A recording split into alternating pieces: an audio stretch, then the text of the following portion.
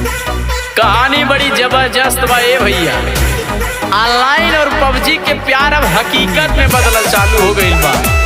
ऐसन कहानी कुछ भारत और पाकिस्तान के हो गईल बा।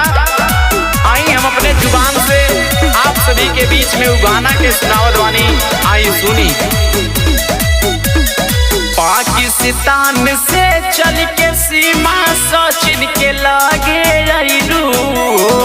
अरे जिया करे जा गर्दा उड़ादा।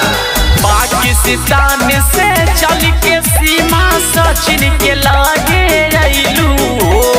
माँ चल बात हल्का भौजी गजब के रास रचैलू हो।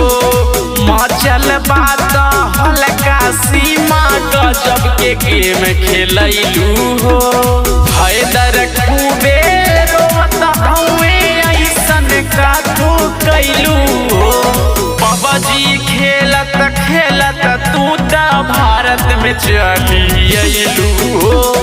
माँ चल बात हल्का सीमा गजब के रास रचैलू हो।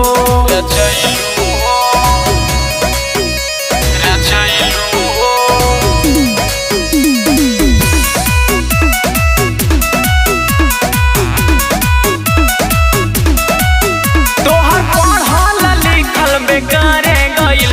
सचिन बिना त दिल बेकरारे भइल। अरे हिस्ट्री बना देलू हो। सुना तोहर पढ़ल लिखल बेकारे गइल। सचिन बिना त दिल बेकरारे भइल। 4 बच्चा लेके भौजी ने पाले के रस्ते अइलू हो। माँ चल बात हल्का सीमा गजब के गेम खेलैलू हो। माँ चल बात हल्का भौजी कैसन रास रचैलू हो। कैसन रास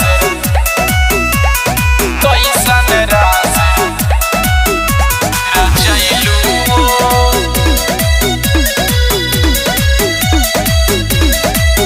तोहरे जैसन कितना कहानी बहो।